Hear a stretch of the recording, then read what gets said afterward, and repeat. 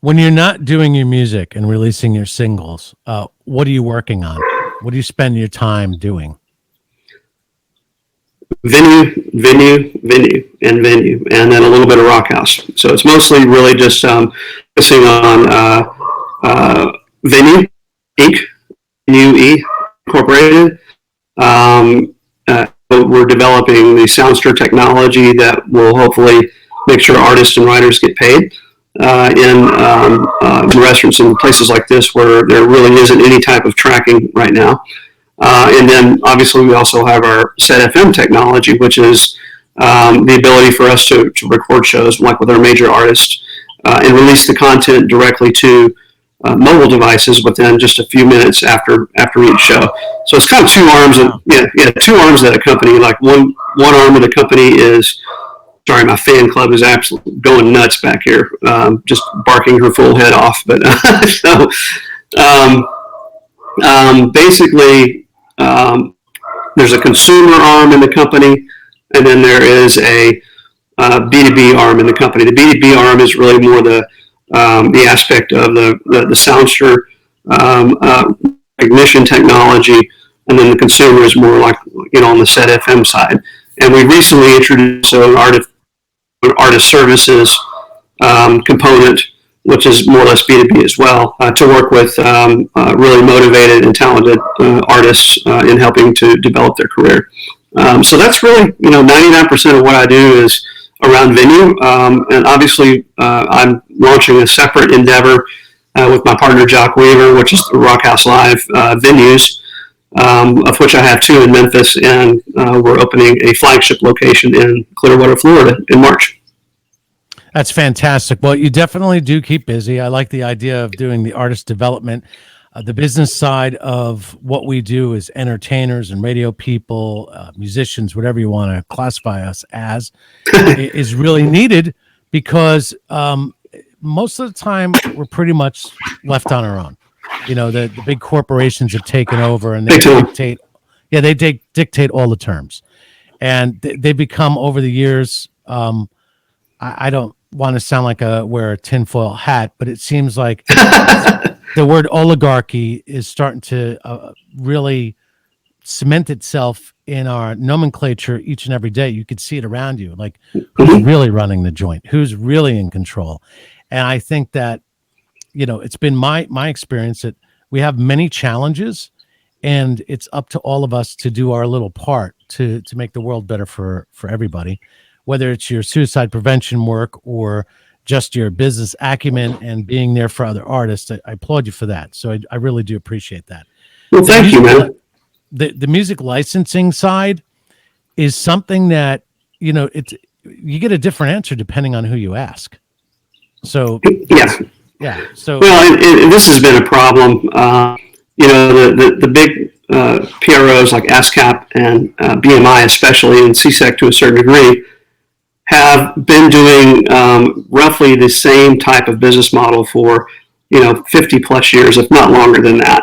And because of this, you have an antiquated system where they're going out and charging these brick and mortar establishments, and many times they're mom and pop little places,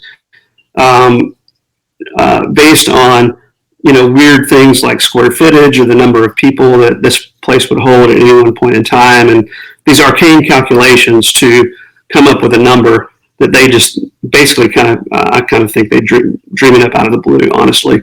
And a lot of times these rates are cost prohibitive for smaller places, right. And moreover, they are very litigious, and they're very very able to use that power in order to try to force a business to pay for a blanket license, meaning that they would have to pay for use of the entire catalog, even if they only use a couple of songs out of that catalog a month or whatever. And it's unfair, and my original angle for getting involved with that was because I own a couple of places and had these guys come in and threaten me, and it's not pleasant.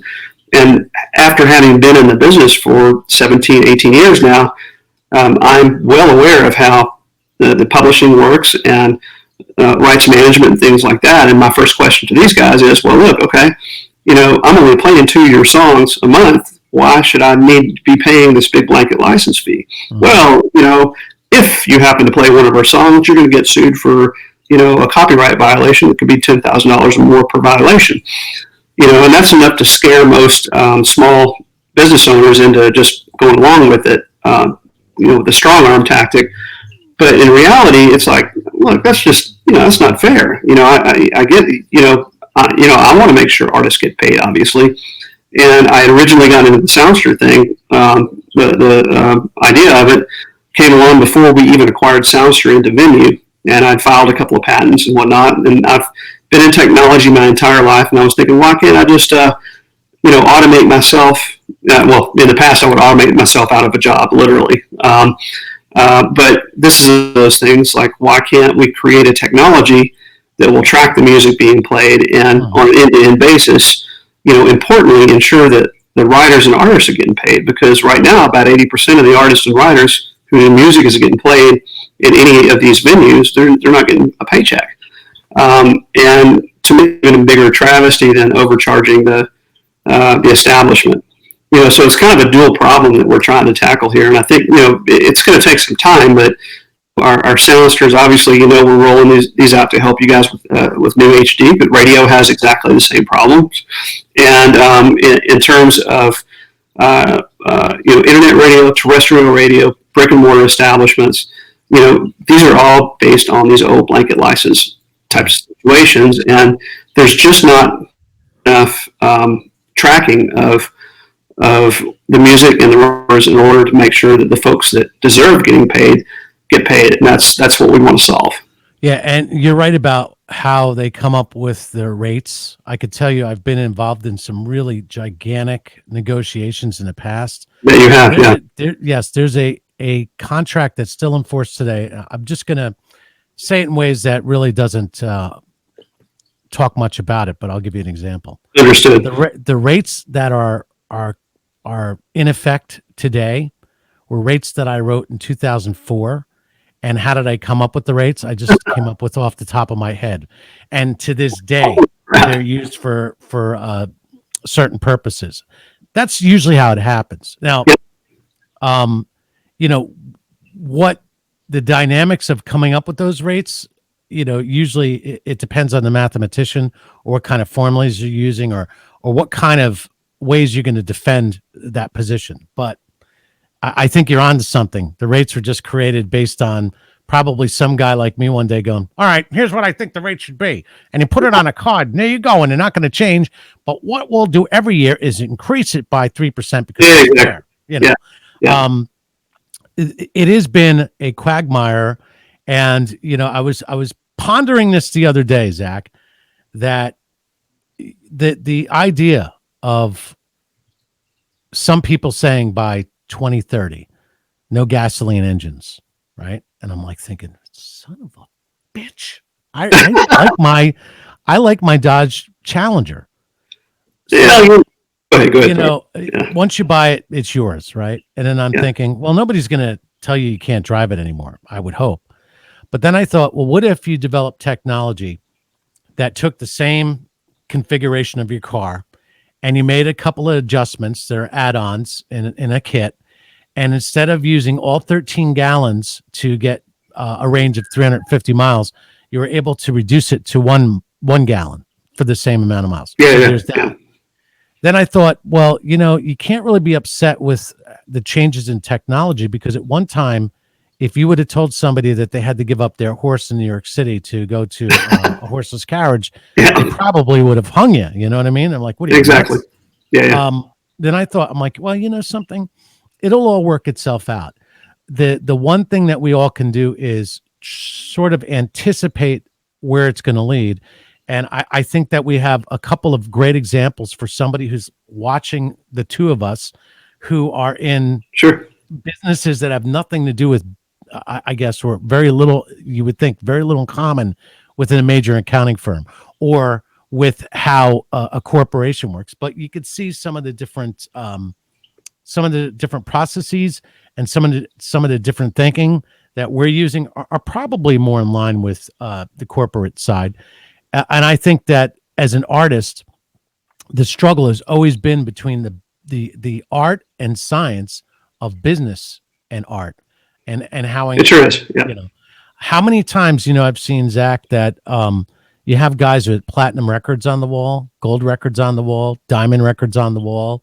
Their songs, and they're in their 60s and 70s, and they still have to tour because they have no money in the bank because they've been taken advantage. Ridiculous. Yeah. Yeah, it's and that's really bad.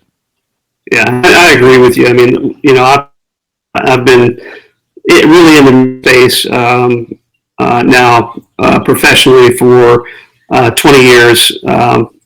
Technology and music, but from the very early starting days of when I got involved in the music side of the business, I have always been really focused on artist advocacy, putting the power back in the hands of the artist, and the label too. I mean, obviously there are cases that, we want to be really supportive of the label, and the labels have obviously struggled with changing their business models over the last several years. And, I did a stint for a few years at Capitol Records and saw some of that struggle firsthand. And with, being able to produce a dynamic change in any industry, you do have to think outside of the box, and you have to be creative about it. And at the same time, though, processes and mechanisms that you have learned along the way in the corporate environment. I'm not necessarily condoning that we want to have a corporate environment, but we want to understand processes, because there's a reason those processes are put in place, and it's easier to manage it, as you.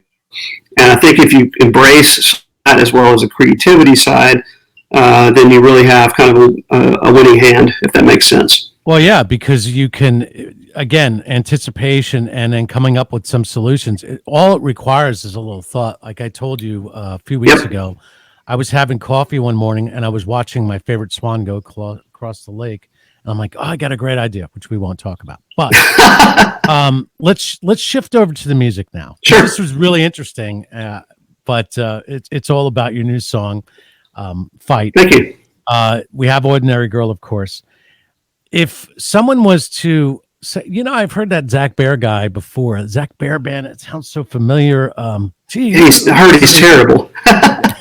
Who else have you worked with that people know? Well, so from an artist standpoint, music standpoint, I've been running Disc Live, DISCLIVE, in some form or another for about 17 years.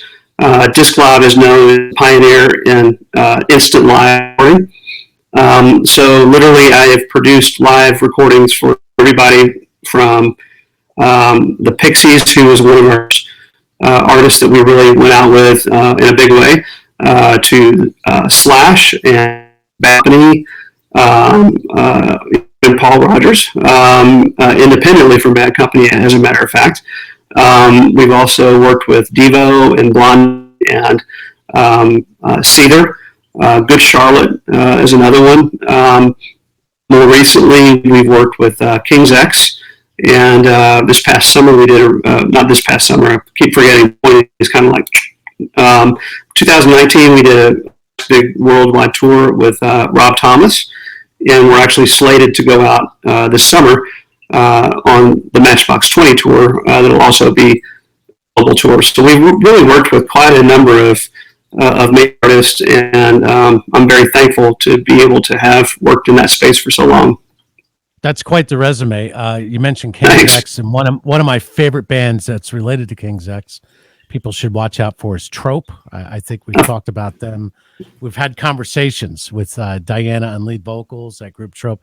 Fantastic. They cover Shout by Tears for Fears, which we could play that video as well as yours too. That's something we could do. But before we get there and before we go any further, let us debut Zach Bair, Fight.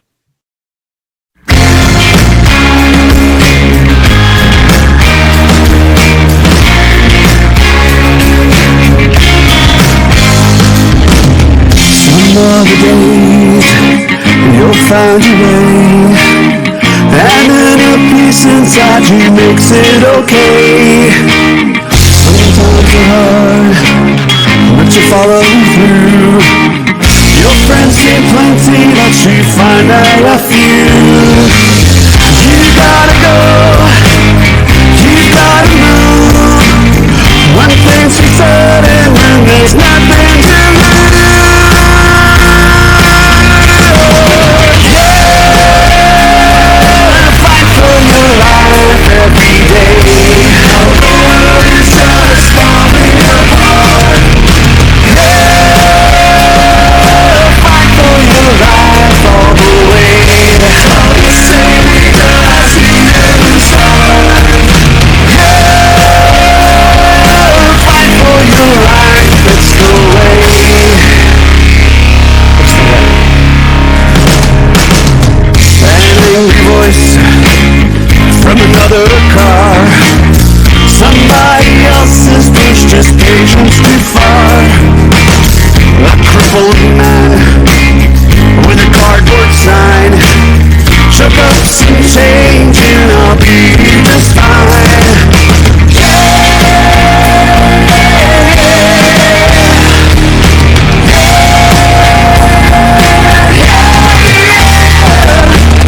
Some other day, some other way. The better days will be here to stay. Yeah, fight for your life every day. The world is just falling apart. Yeah, fight for your life all the way. All the same because you never start. Yeah, it's gonna be alright.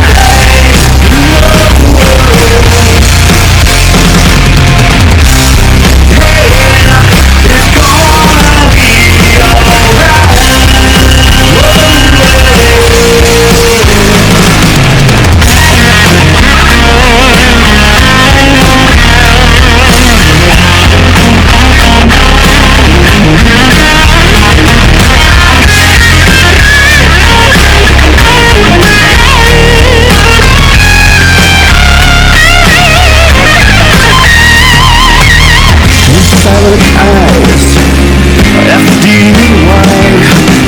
A nation starved and we run alive. Innocence lost, at enormous cost. One of these days it will be okay. We must be strong and carry on. 8 billion souls who are fight to be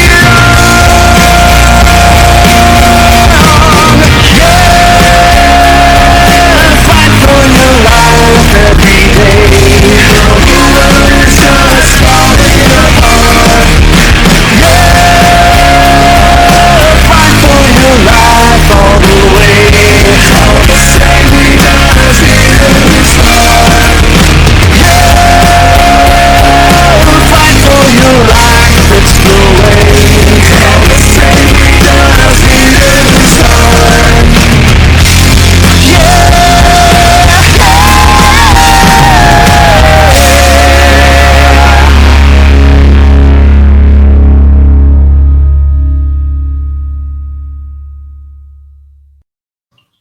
Wow, that's a powerful video. Well done, Zach Bair. Thank you. We're coming up on the 20th anniversary of 9/11. Do you think that maybe you're going to try to re-release it in September, on September 11th?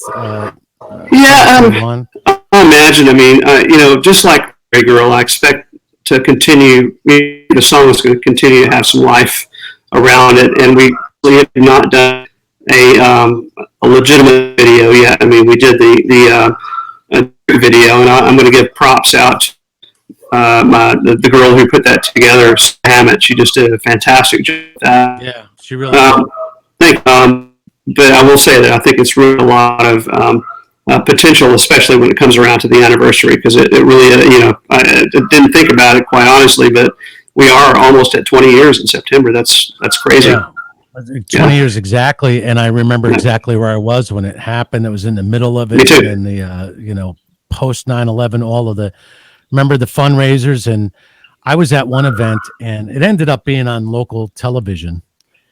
I went from my radio station to help raise some money. And I interviewed this fireman from Rescue One, and he just sat in the back exhausted, much like, one of the pictures that we see of the doctors, a healthcare professional.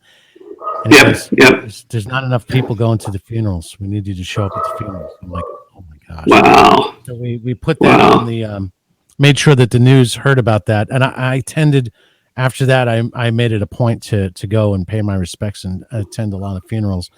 But you see, that's the power of music right there, the power of the video, the power of the picture, where, everybody's going to get sort of a different response out of it, especially if you're older and you remember. It's going to open up a lot of questions. You also had pictures that looks like Hurricane Sandy. That was part of that, right? Yeah, I mean, there've been just 2020 has just not been a good year. You know what I mean? And this is Irish coffee. This isn't just regular coffee. If I had done every disaster and possible, we'd have to play the song for 20, 30, 40 minutes or whatever, But yeah, I mean, 9/11 really hit me very hard. I mean, I knew a couple of people that worked in the towers and sadly had lost them, and then I had just my burgeoning career back in the day. I just really started traveling out to the city and really had fallen in love with it. Over the years, and 9/11 happened, and it was like, golly, man. And I remember I can't remember how many months after event, but directly down to Grove and spent about half a day just standing around, hanging around, and it was just deeply, deeply impactful, to me. I can't go there. I can't. I had to take the PATH train a few times, and I just can't go there for a variety of reasons. I understand. Yeah. But, thanks for doing that, because I think we need to be reminded of what happened 20 years ago. And sometimes I reflect and I think about when I was a little kid and go back to 1971. Yeah. December 7th, 1971, 30 years after. Or, when I was born, not too many years, the span of 20 years was the end of World War II when I'm born. And I'm just thinking how time flies and the people along the way in our lives, what we think is a long time ago. Seems like yesterday. May not. Yeah, exactly. Yeah. If you're young, I remember asking, my daughter what she felt was old. Let me ask her. Hold on. What age do you think a person is old? What age makes them old? I'd say 70 and above. 70 and above. Well, that was very kind of her. Right, but she's 20, going to be 21. She was born a year after. No, you were born a year before 9/11. You were born in 2020. So oh my gosh, now it just reminded me. Her first birthday was 2 days before 9/11. Oh, wow. She was born on the September 8th. So we had a bunch of people over from the radio station. Wow. And, just before that Tuesday, it was a Sunday. So it happened Tuesday. It was a beautiful sunny day on Tuesday, September 11th, 2001. Wow. And there were people there that, we had no idea what was coming. Oh, yeah. And, nobody did. Yeah. Right. And it just changed like that.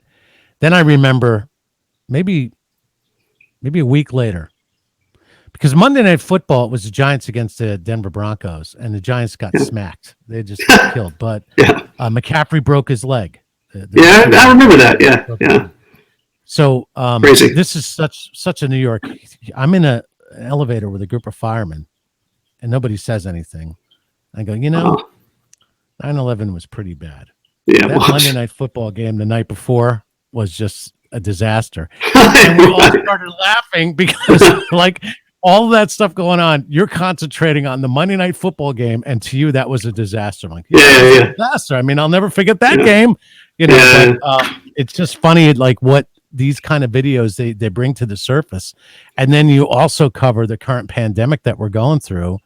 But you know, you could say that 2020 was a horrible year. Sure, on many levels it was, but you can also say it was a golden opportunity in so many different ways. Yeah, In which I think so. people, yeah, they got to be reacquainted with their families. People figured out that, oh, you know what? They really have been taking advantage of me at work. It turns out that I don't need to be there as much as they think. I can get all my work done from home. It saves me a whole bunch of money. Exactly. It's been helpful for the environment, right? Yes, sir. I know the sound, the call of a cardinal, of a blue jay, of a robin, and a few other birds along the way, and can distinguish between those guys and the chipmunks. And I have my pet rabbit underneath my Dodge. I've noticed that the nature's sort of reclaimed areas where, you know, it's sad in a way that humans aren't going there, but now the animals are coming out.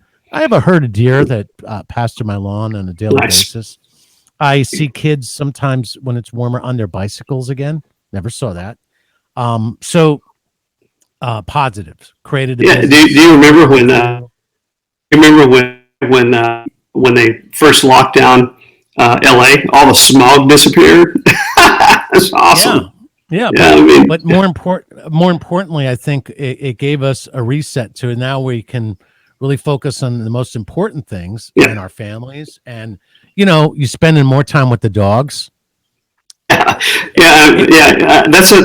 a two-sided coin. I mean, I'm really thankful to be able to have conversations that don't involve sit, get, lay down, that kind of stuff. So it's refreshing. Well, you know, it's what it is, but it is. There's so much more to enjoy, and then we all have been challenged to find ways to get it done and be really creative. Let me just show you around a little bit here. I mean, this is a converted bedroom. So nice. We got you there, and then we got, you know, one of the Pro Tools mixers, the M box. Yep. I got this board over here, and then I got that board over there, and nice. You know, I don't. You can see the microphones in the background, and of course now we're doing this television technology, and it's not Zoom, but you know, it is fun. I'm teaching myself. That's cool. So and then I taught myself how to edit videos, and we spend time learning languages. I read a lot more spiritually. Man, it's never been better. That's awesome. Just remember, you know, if you're a believer, St. Paul the Apostle did most of his greatest work while he was under house arrest. So there you got that to look forward to. There you go. I've thought about physics and mathematics and all kinds of crazy stuff, which sometimes I text you. I'm like, look at this. This is fantastic.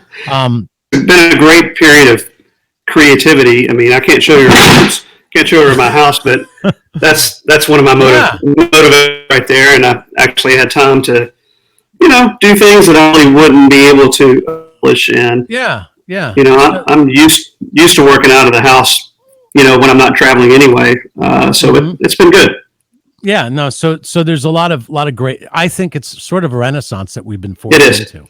I think it is too. So having said that, let's shift a little bit, because you did mention King's X and this group Trope. I've really been behind. I love this song. So I want to share with you, and I've shared it before with you. I've sent you the video, but man, this is just great. Let's just like enjoy this one together. Cool.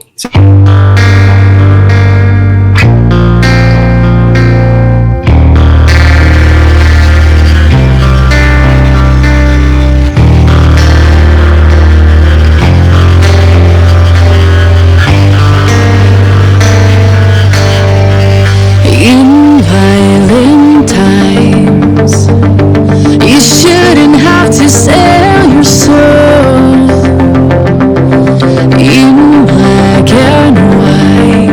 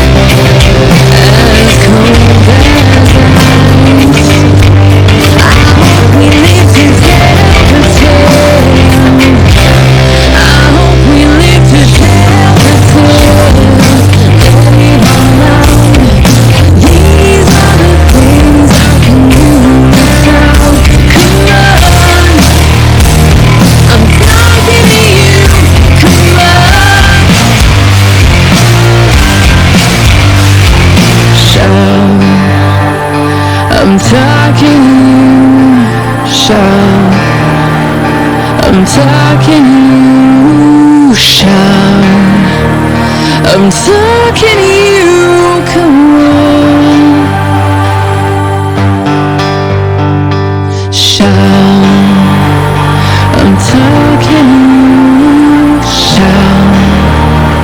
I'm talking you, shout. I'm talking you, come on.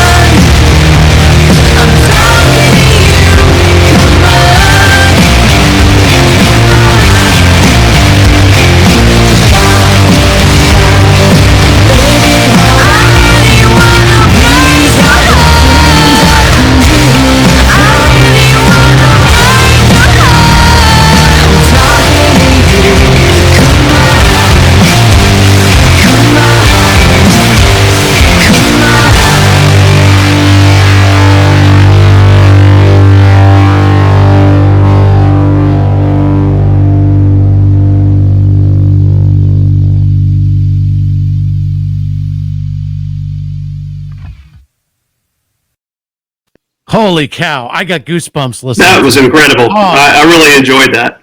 She did a Jimi Hendrix. She made that song her own, much like All Along the That's Last great. Hour. I like that even better than. I mean, I love Tears for Fear, but that's a really, really good version. You know, if I was in Tears for Fears and I heard that version, I'm like, damn.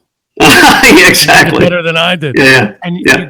you got to appreciate that, because look at, they're so young and they're so accomplished and they have so much talent. I just hope Exactly. they realize it without, letting it get to your head where you become like well, I don't think that'll happen. But some of these young artists, this is why you and I Oh boy. this is why we do what we do. Yeah, exactly. This is what our purpose is in life at this point, to make sure that artists like that get their fair chance, their fair shot. Yeah, they're really good. Yeah, they're fantastic. So, Zach, thank you so much for spending time with us. Great interview. We'll have Thank to do you, it man. again. I love the song Fight. I love Original Girl. I'm expecting more great things out of you. Thank We you got so big much. plans in 2021 later on. Yes, we did. Yeah, we're going to get back out there, get in concert, and we're going to do all kinds of creative stuff. And you know what? Where there's a will, there's a way. It's all going to be good. Yeah. That's exactly right. Thank you so much for having me on your show. Well, thank you for taking the time to be with us. Anytime, man. ZachBairMusic.com. And you know what? It was about 9/11, and I just realized that I've been wearing this NYPD. Very This cool. is for the DEA, Detective Endowment Fund Association. Nice. Make sure you give money if you can. Remember the FDNY. Go hug a cop today. There you go. They're doing a good job. Thank Awesome, you very guys. much. Thank you so much.